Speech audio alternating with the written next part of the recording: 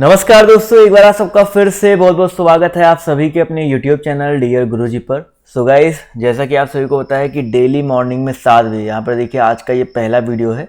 Daily morning में 7 बजे आप सभी की यहाँ पर जो क्लास है ये वाली चलती है, जहाँ पर मैं आप सभी को 25 मोस्ट इंपॉर्टेंट जो है डेली मॉर्निंग का जो डोज है देता हूँ, और एक बहुत ही फुल एनर्जी के साथ जो दिन की शुरुआत है हम लोग करते हैं।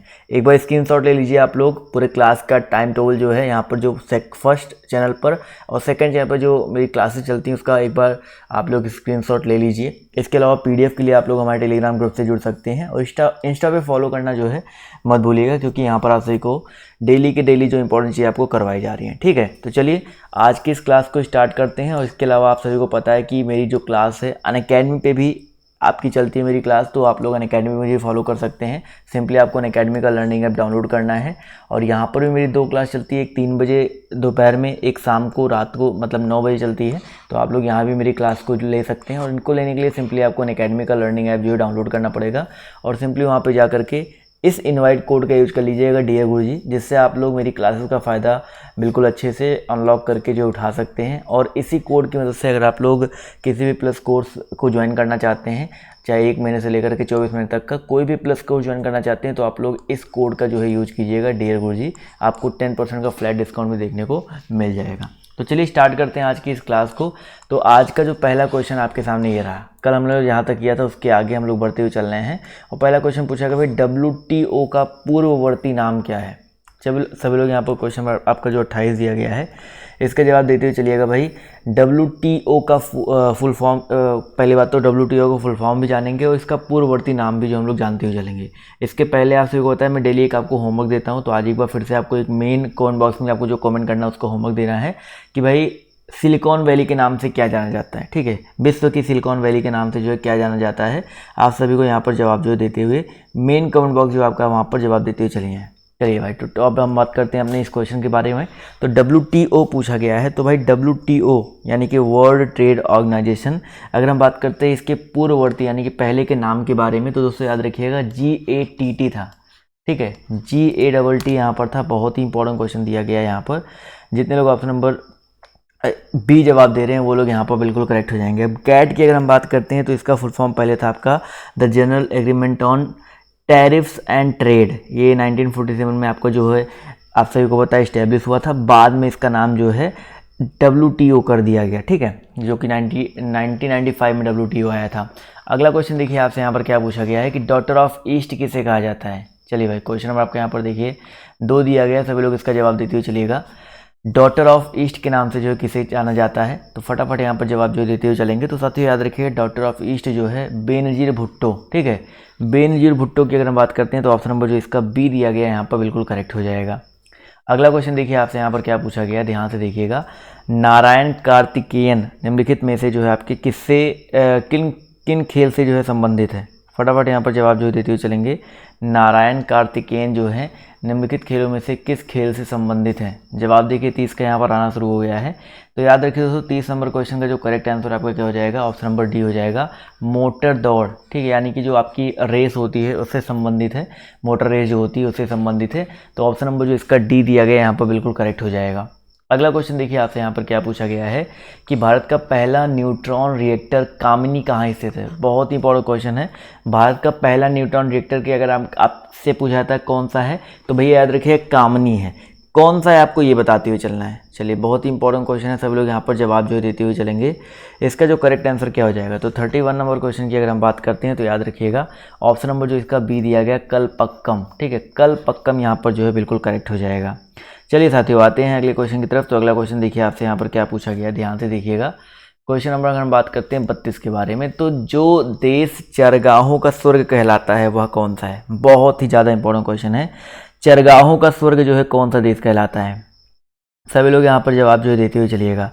जवाब देखिए यहाँ पर धीरे धीरे आना शुरू हो गया। तो भाई चारागाहों का जो देश है वो बेसिकली आपका कौन सा देश है, न्यूजीलैंड। ठीक है, न्यूजीलैंड को चारागाहों का देश बोला जाता है। बहुत ही इंपॉर्टेंट क्वेश्चन है, इसको जो है आप लोग याद रखिएगा। अगला क्वेश्चन देखिए आपसे यहाँ पर क्या पूछा गया, ध्यान से देखिएगा। क्वेश्चन नंबर अगर हम बात करते हैं 33 के बारे में, तो अ रेड लेटर डे का अर्थ क्या होता है। क्वेश्चन नंबर 33 है, इसका जवाब देते हुए चलिएगा। अ रेड लेटर डे का जो अर्थ है वो आपका क्या होता है? तो अ रेड लेटर डे की अगर हम बात करते हैं तो काफ़ी लोग लाल दिवस सोच रहे हैं, जवाब भी दे रहे हैं, बट इसका मतलब होता है एक बहुत ही महत्वपूर्ण दिवस। ठीक है, ये बहुत इंपॉर्टेंट, सभी लोग याद रखिएगा। जो आपका यहाँ पर दिया गया है अ रेड लेटर डे, इसका मतलब क्या होता है? ये एक इडियम कह सकते हो, और इसका मतलब होता है अ डे दैट इज, मतलब आप कह सकते हो एक महत्वपूर्ण दिवस आप कह सकते हो। तो ऑप्शन नंबर जो इसका दिया गया बी, वो यहाँ पर बिल्कुल करेक्ट हो जाएगा। क्लियर है? चलिए, बहुत ही अच्छी बात है। या स्मरणीय दिवस कह सकते हो, या बहुत मंगल दिवस कह सकते हो इसको। अगला क्वेश्चन देखिए आपसे यहाँ पर क्या पूछा गया है कि इंद्र 1 और इंद्र 2 क्या है? चलिए भाई, वेरी वेरी इंपॉर्टेंट क्वेश्चन है। इंद्र 1 और इंद्र 2 आपके क्या है? फटाफट यहाँ पर जवाब जो है देते हुए चलिएगा। इंद्र 1 और इंद्र 2 जो क्या है आपके, फटाफट यहाँ पर जवाब जो है देते हुए चलिएगा। जवाब देखिए यहाँ पर काफ़ी लोग के जवाब बिल्कुल सही आ रहे हैं। तो भाई अगर हम बात करते हैं इंद्र 1 के बारे में या इंद्र 2 के बारे में, तो ये जो है आपके बेसिकली क्या है? बिल्कुल सही जवाब आ रहा है सर, रडार है। ठीक है, इंद्र 1 रडार होता है, इंद्र 2 रडार होता है। तो ये चीज़ जो है याद रखिएगा। ठीक है, चलिए भाई अगले क्वेश्चन की तरफ बढ़ा जाए। अगला क्वेश्चन देखिए आपसे यहाँ पर क्या पूछा गया, ध्यान से देखिएगा कि भाई साहब घासीराम कोतवाल की रचना किसने की है? क्वेश्चन आपका 35 दिया गया है, घासीराम कोतवाल की रचना जो है किसने की है? तो 35 नंबर क्वेश्चन का जो करेक्ट आंसर आपका हो जाएगा विजय तेंदुलकर। ठीक है, विजय तेंदुलकर इन्होंने जो है रचना की है घासीराम कोतवाल की। तो ऑप्शन नंबर जो इसका डी दिया गया है यहाँ पर बिल्कुल करेक्ट हो जाएगा। अगला क्वेश्चन देखिए साथियों, यहाँ पर क्या पूछा गया है कि प्रत्येक वर्ष सबसे पहले होने वाली ग्रैंड स्लैम टेनिस प्रतियोगिता कौन सी है? 36 नंबर क्वेश्चन है, सभी लोग इसका जवाब देते हुए चलिएगा। पहले वर्ष सबसे पहले होने वाली ग्रैंड स्लैम टेनिस प्रतियोगिता जो है कौन सी है? 36 जवाब देखिए यहाँ पर आना शुरू हो गया है। तो भैया याद रखिएगा ऑस्ट्रेलियन ओपन। ठीक है, प्रत्येक वर्ष सबसे पहले होने वाली जो ग्रैंड स्लैम टेनिस प्रतियोगिता है वो आपकी ऑस्ट्रेलियन ओपन है। तो ऑप्शन नंबर जो इसका सी दिया गया है यहाँ पर बिल्कुल करेक्ट हो जाएगा। अगला क्वेश्चन देखिए आपसे यहाँ पर क्या पूछा गया है, ओलंपिक मशाल जलाने की प्रथा कब से प्रारंभ हुई? ये बहुत ही ज़्यादा इंपॉर्टेंट क्वेश्चन है। ठीक है, ये वेरी वेरी इंपॉर्टेंट क्वेश्चन है।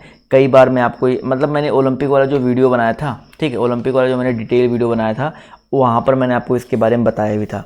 जवाब देखिए यहाँ पर आना शुरू हो गया धीरे धीरे। तो यहाँ पर दोस्तों जो करेक्ट आंसर आपका क्या हो जाएगा? 37 की अगर हम बात करते हैं तो इसका जो करेक्ट आंसर आपका हो जाएगा ऑप्शन नंबर बी। ठीक है, जितने लोग यहाँ पर ऑप्शन नंबर बी जवाब दे रहे हैं भाई 1936 ईस्वी में, वो लोग यहाँ पर बिल्कुल करेक्ट हो जाएंगे। ठीक है, बहुत ही ज़्यादा इंपॉर्टेंट क्वेश्चन। तो जितने लोगों ने ओलंपिक वाला मेरा वीडियो नहीं देखा है, एटलीस्ट जाकर के उस वीडियो को एक बार पूरा देख लें। ओलंपिक, राष्ट्रमंडल और जो और इम्पोर्टेंट चीज़ें मैंने वहाँ पर आपको बताई है, तो बहुत सारी चीज़ें बताई थी। तो भाई ओलंपिक से यहाँ पर देखिए, ओलंपिक खेलों में मशाल जलाने का जो प्रारंभ है वो बेसिकली कब से किया गया था? 1936 से किया गया था। वैसे यहाँ पर अगर एक क्वेश्चन देखिए, 2-3 क्वेश्चन यहाँ पर बनते हैं कि यहाँ पर देखो मैंने आपको जो पढ़ाया था वहाँ पर आप लोग के दिमाग में आ रहा होगा कि मैंने 1928 एम्स्टर्डम पढ़ाया था। तो ओलंपिक मशाल को जलाने का प्रारंभ जो है एम्स्टर्डम से किया गया था, लेकिन प्रथा जो है 1936 यहाँ पर मानी जाती है। प्रारंभ जो है कब से मानी जाती है? 1936 से मानी जाती है, इसको याद रखिएगा। अब यहाँ पर आप लोग डिपेंड करता है आप लोग के पेपर में ऑप्शन कौन सा आता है, 36 वाला आता है या 28 वाला आता है। 28 को ऑफिशियल रूप में नहीं माना जाता है, इस वजह से 28 वाला अगर ऑप्शन में नहीं है तो 36 जो है यहाँ पर बिल्कुल करेक्ट हो जाएगा। ठीक है, चलिए भाई अभी ये जो क्वेश्चन जो आपको क्लियर है। अगला क्वेश्चन देखिए आपसे यहाँ पर क्या पूछा गया, ध्यान से देखिएगा। क्वेश्चन नंबर हम बात करते हैं 37 के बाद 38 के बारे में। तो विश्व का पहला परमाणु बिजली घर कहाँ पर स्थापित किया गया था? विश्व का पहला परमाणु क्या है भाई, बिजली घर जो है कहाँ पे स्थापित किया गया था? 38 नंबर क्वेश्चन है, सभी लोग यहाँ पर जवाब जो देते हुए चलिएगा। इसका जो करेक्ट आंसर आपका क्या हो जाएगा? जवाब देखिए यहाँ पर आना शुरू हो गया है। देखिए भाई चलिए इसका जो करेक्ट आंसर आपका क्या हो जाएगा? 38 की अगर हम बात करते हैं तो इसका जो करेक्ट आंसर आपका हो जाएगा ऑप्शन नंबर सी हो जाएगा, रसिया में। ठीक है, विश्व का पहला परमाणु बिजली घर जो आपका रसिया में स्थापित है। तो ऑप्शन नंबर जो इसका सी दिया गया है वो यहाँ पर बिल्कुल करेक्ट हो जाएगा। ठीक है, चलो पिछले वाले क्वेश्चन में जो लोगों को डाउट हो रहा है फिर से समझ लो भाई। इस क्वेश्चन में 1936 और 1928 में कन्फ्यूजन क्या है भाई, एक बार फिर से मैं आपको अच्छे से समझा देता हूँ कहाँ पे क्या दिक्कत है। भाई आप इतना समझो कि ओलंपिक मशाल को जलाने की शुरुआत जो हुई थी, ठीक है, ओलंपिक मशाल को जलाने की शुरुआत जो हुई थी 1928 एम्स्टर्डम से हुई थी, मैंने आपको बताया है। लेकिन इसका जो वर्तमान स्वरूप है वो आपका 1936 ईस्वी में आयोजित जो बर्लिन में ओलंपिक हुआ था उसमें अपनाया गया था। तो जब भी ये पूछा जाए तो आप लोग ऑप्शन देखो, ऑप्शन में क्या क्या ऑप्शन है, कभी भी ये दोनों ऑप्शन नहीं आएगा। या अगर आ भी जाता है तो आपका क्वेश्चन में अलग अलग तरीके का क्वेश्चन होगा। जब भी आपको मिलेगा तो मैं आपको उसको समझा दूंगा, उसके लिए आप लोग परेशान बिल्कुल भी मत होइए, ठीक है। 28-36 में आप लोग बिल्कुल कन्फ्यूज मत होइए। अगला क्वेश्चन देखिए आपसे यहाँ पर क्या पूछा गया है कि भाई विविध राष्ट्रों के बीच सांस्कृतिक कार्यक्रमों का संवर्धन संयुक्त राष्ट्र संघ के किस अंग से होता है। 39 नंबर क्वेश्चन है, सभी लोग यहाँ पर जवाब देते हुए चलेगा। 39 नंबर क्वेश्चन का जो करेक्ट आंसर आपका क्या हो जाएगा, बहुत ही ज़्यादा इंपॉर्टेंट क्वेश्चन है। तो भाई यहाँ पर याद रखिएगा यूनेस्को, ठीक है। जितने लोग यहाँ पर जवाब दे रहे हैं भाई यूनेस्को, ऑप्शन नंबर जो इसका ए दिया गया है वो यहाँ पर बिल्कुल करेक्ट हो जाएगा। तो यूनेस्को आप सभी को पता है क्या करता है, आप सभी ने सुन रखा होगा। यूनेस्को जो है बहुत सारी जो वर्ल्ड हेरिटेज होते हैं उनसे संबंधित जो चीज़ें हैं प्रोवाइड करता है। तो यहाँ पर ऑप्शन नंबर जो इसका ए दिया गया है यहाँ पर बिल्कुल करेक्ट हो जाएगा, ठीक है। तो जितने भी लोग यहाँ पर ऑप्शन नंबर ए जवाब दे रहे हैं यूनेस्को, वो लोग यहाँ पर बिल्कुल करेक्ट हो जाएंगे। अब देखिए WHO ऑप्शन में दिया गया वर्ल्ड हेल्थ ऑर्गेनाइजेशन। कई बार आपके पेपर में जो है इसका फुल फॉर्म जो आपसे पूछा गया है। यूनेस्को का मुख्यालय जो है कई बार आपसे पेपर में आता है, ठीक है। यूनेस्को का जो मुख्यालय है वो आपका बेसिकली कहाँ पे स्थित है, फटाफट याद बताते हुए चलिएगा। पेरिस में अवस्थित है। इसकी स्थापना 1945 ईस्वी में हुई थी। ये चीज़ भी जो याद रखिएगा। यूनेस्को का फुल फॉर्म भी आता है the United Nations Education Scientific and Cultural Organisation, ये भी आता है। इसके अलावा देखिए यहाँ पर यूनिसेफ दिया गया है, ये भी इंपॉर्टेंट है भाई, ये भी इंपॉर्टेंट है, इसको भी मिस मत करिएगा। यूनिसेफ का मुख्यालय पेपर में बहुत ज़्यादा पेपर में आ चुका है। तो यूनिसेफ के मुख्यालय की अगर हम बात करते हैं तो न्यूयॉर्क में है। इसका मुख्यालय कहाँ पे भाई, न्यूयॉर्क में है। तो ये चीज़ जो है याद रखिएगा। 1953 में जो इसकी स्थापना हुई थी, ठीक है। United Nation International Children's Emergency and Fund, ये आपका जो इसका फुल फॉर्म होता है। इसके अलावा WTO के बारे में मैंने आपको बता ही दिया है। WTO का जो मुख्यालय है पेपर में ये भी आ सकता है। WTO का जो बेसिकली क्या बोलते हैं फुल फॉर्म है वर्ल्ड ट्रेड ऑर्गेनाइजेशन, ये तो आप सभी को पता ही है। लेकिन अब मुख्यालय की अगर हम बात करते हैं तो इसका मुख्यालय स्विट्जरलैंड जिनेवा में है, या जिनेवा जिसको बोलते हैं वहाँ पे है। और इसके अलावा WHO का फुल फॉर्म तो मैंने आपको बता ही दिया, ठीक। WHO का फुल फॉर्म मैंने आपको बता ही दिया है। अब WHO के मुख्यालय की बात करते हैं तो इसका मुख्यालय भी आपका जिनेवा स्विट्जरलैंड में ही है, ठीक है। चलिए भाई, तो ये इतनी इंपॉर्टेंट चीज़ें यहाँ पर इस क्वेश्चन से बन सकती थी। अगला क्वेश्चन देखिए आपसे यहाँ पर क्या पूछा गया, ध्यान से देखिएगा कि ब्रिटेन की हाउस ऑफ लॉर्ड्स ने किस अंग्रेज अधिकारी को ब्रिटिश साम्राज्य का शेर कहा था। चलिए भाई, क्वेश्चन नंबर 40 है, इसका जवाब देते हुए चलिएगा। ब्रिटेन की हाउस ऑफ लॉर्ड्स ने किस अंग्रेज अधिकारी को ब्रिटिश साम्राज्य का शेर कहा था। तो भैया याद रखिएगा क्वेश्चन नंबर आपका जो 40 दिया गया है इसका करेक्ट आंसर आपका क्या हो जाएगा, जनरल डायर को, ठीक है। जनरल डायर को शेर कहा था। लेकिन आप सभी को पता ना भाई, जनरल डायर के बारे में आप सभी को पता है भाई, इंडिया में किस रूप में ये जाने जाते हैं, इनको किसने मारा था, बहुत ही इंपॉर्टेंट क्वेश्चन है। सभी लोग यहाँ पर जवाब देते हुए चलिएगा। जनरल डायर को जो है किसने मारा था, बहुत ही इंपॉर्टेंट चीज़ मैं आपसे पूछ रहा हूँ। देखते हैं कितने लोग यहाँ पर जवाब देते हैं, बहुत ही अच्छी बात है। जनरल डायर को अगर पूछा जाए किसने मारा था तो भाई याद रखिएगा इनको मारा था भाई ऊधम सिंह ने। किसने मारा था भाई, इनको जो है ऊधम सिंह ने मारा था। अब क्यों मारा था ये सब आप सभी को पता है भाई। ऊधम सिंह ने इनको इसलिए मारा था क्योंकि भैया यही जो है जिम्मेदार थे किसके लिए, जलियांवाला बाग हत्याकांड के लिए। इसी वजह से जो है जनरल डायर को जो है इनको मारा गया था। वैसे 21 साल बाद सज़ा मिली थी इनको, मतलब 1919 में जो है आपका जलियांवाला बाग हत्याकांड हुआ था और 1940 ईस्वी में इनको गोली मारी गई थी, ठीक है। 13 मार्च 1940 ईस्वी को लंदन में ही मारा गया था इनको। तो ये चीज़ याद रखिएगा।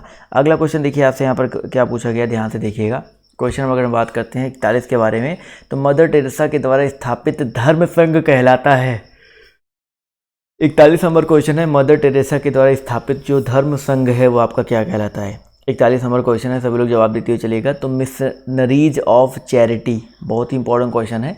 तो ऑप्शन नंबर जो इसका बी, नोबेल पुरस्कार विजेता है मदर टेरेसा शांति के लिए। तो ऑप्शन नंबर जो इसका बी दिया गया है यहाँ पर बिल्कुल करेक्ट हो जाएगा। अगला क्वेश्चन देखिए आपसे यहाँ पर क्या पूछा गया है कि भाई बछेंद्री पाल निम्नलिखित में से किस एक सुपरिचित नाम है, बछेंद्री पाल जो किससे संबंधित है। तो भाई सभी को पता है भाई बछेंद्री पाल पर्वतारोहण है, माउंट एवरेस्ट पर चढ़ने वाली पहली मानी जाती है। तो यहाँ पर ऑप्शन नंबर जो इसका डी दिया गया है यहाँ पर बिल्कुल करेक्ट हो जाएगा, ठीक है। यहाँ पर जितने लोग ऑप्शन नंबर क्या जवाब दे रहे हैं भाई, डी जवाब दे रहे हैं, वो लोग यहाँ पर बिल्कुल करेक्ट हो जाएंगे। बहुत ही इंपॉर्टेंट क्वेश्चन है, ठीक है। बछेंद्री पाल के ऊपर बहुत सारी चीज़ें जो आपकी आ चुकी हैं, तो ये चीज़ याद रखिएगा, ठीक है। बछेंद्री पाल, अच्छा बता दीजिए सर जी, बछेंद्री पाल पर्वतारोहण है, ये तो सबको पता ही पता है। इनको पद्म भूषण भी मिल चुका है इंडियन गवर्नमेंट की तरफ से 2019 में, अभी हाल ही में मिला, तो ये चीज़ याद रखिएगा, ठीक है। 1984 में जो है ये फर्स्ट इंडियन वुमेन बनी थी जो कि माउंट एवरेस्ट पर जो है पहुंची थी, तो ये चीज़ याद रखिएगा। अगला क्वेश्चन देखिए आपसे यहाँ पर क्या पूछा गया है, ध्यान से देखिएगा। कौन से प्रसिद्ध भारतीय गुरुदेव के नाम से जाने जाते हैं? सबको पता होगा भाई इनके बारे में, गुरुदेव के नाम से जो है कौन जाने जाते हैं, तो आई होप इनके बारे में सबको पता होगा। नोबेल पुरस्कार से विजेता हैं, 1913 ईस्वी में इनको नोबेल पुरस्कार मिला था, तो भैया याद रखिएगा यहाँ पर रविंद्रनाथ टैगोर, ठीक है। ऑप्शन नंबर जो इसका ए दिया गया रविंद्रनाथ टैगोर, यहाँ पर बिल्कुल करेक्ट हो जाएगा। अगला क्वेश्चन देखिए आपसे क्या पूछा गया है, ऑटोबायोग्राफी ऑफ अननोन इंडियन, ये किसने लिखा है? ऑटोबायोग्राफी ऑफ अननोन इंडियन, बहुत ही इंपॉर्टेंट क्वेश्चन है, सभी लोग जवाब देते हुए चलिएगा। तो भैया नीरज सी चौधरी, ठीक है, नीरज सी चौधरी ने लिखा है, तो ऑप्शन नंबर जो इसका दिया गया है बी वाला, यहाँ पर ये बिल्कुल करेक्ट हो जाएगा। अगला क्वेश्चन देखिए आपसे यहाँ पर क्या पूछा गया, ध्यान से देखिएगा कि निम्नलिखित पत्रकारों में से मैग्सेसे पुरस्कार प्राप्त करने वाले कौन है? क्वेश्चन नंबर 45 है, इसका जवाब दीजिए। निम्नलिखित पत्रकारों में से मैग्सेसे पुरस्कार प्राप्त करने वाले जो हैं कौन है इन चारों में? तो 45 नंबर क्वेश्चन का जो करेक्ट आंसर आपका हो जाएगा दोस्तों अरुण शौरी, ठीक है। अरुण शौरी जो है मैग्सेसे पुरस्कार जो यहाँ पर पा चुके हैं, तो ये चीज़ याद रखिएगा। अगला क्वेश्चन देखिए आपसे यहाँ पर क्या पूछा गया है, परमाणु ऊर्जा में भारतीय कार्यक्रम के जनक कौन है? परमाणु ऊर्जा में भारतीय कार्यक्रम के जनक कौन है? आई होप इसका जवाब भी सबको पता ही होगा। तो दोस्तों इसका जो करेक्ट आंसर आपका क्या हो जाएगा, 46 की बात करते हैं तो याद रखिएगा H.J. भाभा, ठीक, होमी जहांगीर भाभा, इनका नाम जो है सबसे ऊपर आता है परमाणु ऊर्जा में। तो ऑप्शन नंबर जो इसका बी दिया गया है यहाँ पर बिल्कुल करेक्ट हो जाएगा। क्वेश्चन नंबर 47 देखिए, कह रहा है लिम्बा राम ने किस खेल में अंतर्राष्ट्रीय ख्याति प्राप्त की है? लिम्बा राम, फटाफट यहाँ पर जवाब जो देते हुए चलिएगा, बहुत ही ज़्यादा इंपॉर्टेंट क्वेश्चन है, कभी कभी आपके पेपर में ऐसे क्वेश्चन जो आपके आ जाते हैं, तो यहाँ पर जवाब जो देते हुए चलिएगा। तो भाई लिम्बा राम की अगर हम बात करते हैं तो तीरंदाजी, ठीक है, तीरंदाजी वाले क्षेत्र में जो है भाई इन्होंने जो है हासिल किया है, ओलंपिक एथलीट भी रह चुके हैं आपके ये, तो ये चीज़ याद रखिएगा। इनको भी जो है पद्मश्री से 2012 में अवार्ड जो है क्या बोलते हैं किया जा चुका है, और इन्होंने 1992 में जो है वर्ल्ड रिकॉर्ड भी बनाया था, ठीक है। चलिए भाई अगला क्वेश्चन देखिए आपसे यहाँ पर क्या पूछा गया, ध्यान से देखिएगा कि हरगोविंद खुराना को किस आविष्कार के लिए सम्मानित किया जाता है? 48 नंबर क्वेश्चन है, सभी लोग यहाँ पर जवाब देते हुए चलिएगा। हरगोविंद खुराना को किस आविष्कार के लिए जो है सम्मानित किया जाता है? तो भैया याद रखिएगा ऑप्शन नंबर बी, जीन के संश्लेषण के लिए, ठीक है, जीन के संश्लेषण के जो है सम्मानित किया जाता है। तो जितने लोग यहाँ पर ऑप्शन नंबर बी जवाब दे रहे हैं वो लोग यहाँ पर बिल्कुल करेक्ट हो जाएंगे। क्लियर है? चलिए अगला क्वेश्चन देखिए आपसे यहाँ पर क्या पूछा गया है, ध्यान से देखिएगा कि भाई साहब एपेक का फुल फॉर्म क्या है? फटाफट यहाँ पर जवाब जो देते हुए चलिएगा। एपेक की अगर हम बात करते हैं तो इसका जो फुल फॉर्म है आपका क्या होता है? सभी लोग यहाँ पर जवाब जो है देते हुए चलिएगा। इसका जो करेक्ट आंसर आपका क्या हो जाएगा? मुख्यालय के बारे में भी इसके पेपर में आता है, बहुत सारी चीज़ें आता है। तो एशिया पैसिफिक क्या बोलते हैं इकोनॉमिक कोऑपरेशन, ठीक है, कोऑपरेशन यहाँ पर होता है। तो यानी कि ऑप्शन नंबर जो इसका डी दिया गया है एशिया पैसिफिक इकोनॉमिक कोऑपरेशन, ये यहाँ पर बिल्कुल करेक्ट हो जाएगा। ठीक है, ठीक है। इसका मुख्यालय कहाँ पे? चलिए भाई इसका मुख्यालय वियना ऑस्ट्रिया में पड़ता है, ठीक है, वियना ऑस्ट्रिया में पड़ता है, वहाँ पे है। चलिए तो ये चीज़ याद रखिएगा। अगला क्वेश्चन देखिए आपसे यहाँ पर क्या पूछा गया, ध्यान से देखिए और जवाब देते हुए चलिएगा। गीत सेठी कौन से खेल में पारंगत है? 50 नंबर क्वेश्चन है, गीत सेठी जो है कौन से खेल में पारंगत है? सभी लोग यहाँ पर जवाब जो है देते हुए चलिएगा। तो भैया 50 नंबर क्वेश्चन का जो करेक्ट आंसर आपका हो जाएगा स्नूकर, ठीक है। गीत सेठी की अगर हम बात करते हैं तो स्नूकर खेल जो है आपका इसमें ये पारंगत है। तो यहाँ पर ऑप्शन नंबर जो इसका सी दिया गया है वो लोग यहाँ पर बिल्कुल करेक्ट हो जाएंगे। अच्छा, कितने लोग भाई स्नूकर के बारे में जानते हैं? स्नूकर क्या होता है सब लोग बताते हुए चलिएगा। स्नूकर भी एक अच्छा खेल होता है, तो याद रखिएगा भाई यहाँ पर ऑप्शन नंबर जो इसका सी दिया गया है वो यहाँ पर बिल्कुल करेक्ट हो जाएगा। स्नूकर वो जो मतलब बड़ा सा टेबल होता है जिसमें बॉल को आप एक छड़ी से मारते हो, वही आपका बेसिकली स्नूकर होता है। तो ये चीज़ याद रखिएगा सब। आई होप काफ़ी लोगों ने यहाँ पर इसको खेला भी होगा। चलिए तो ये रहे आज के कुछ इंपॉर्टेंट क्वेश्चन, तो इसको देख लीजिएगा। पीडीएफ से जाकर के टेलीग्राम से आप लोग पीडीएफ जो है डाउनलोड कर लीजिएगा। और 7:30 बजे अभी 10 मिनट बाद जो है पॉलिटी वाली क्लास चलेगी। लिंक मैंने देखिए पहले कमेंट बॉक्स में पिन कर दिया है, तो आप लोग एटलीस्ट लिंक को फॉलो कर लो जिससे आप लोग उस क्लास को भी देख सको। काफ़ी लोग इस क्लास को देखते हैं बस उस क्लास को नहीं देख पाते हैं। तो एक काम कर रहा हूँ मैं, डिस्क्रिप्शन बॉक्स में पॉलिटी का जो मैं पूरा प्लेलिस्ट दे दिया है और अगली वीडियो क्लास का लिंक भी दे दिया है, तो प्लीज़ जो है जा करके देख लीजिएगा। तो आज की इस क्लास में सिर्फ इतना ही। बाय, टेक केयर, जय हिंद, जय भारत। मिलते हैं आप सभी से नेक्स्ट वीडियो में। धन्यवाद।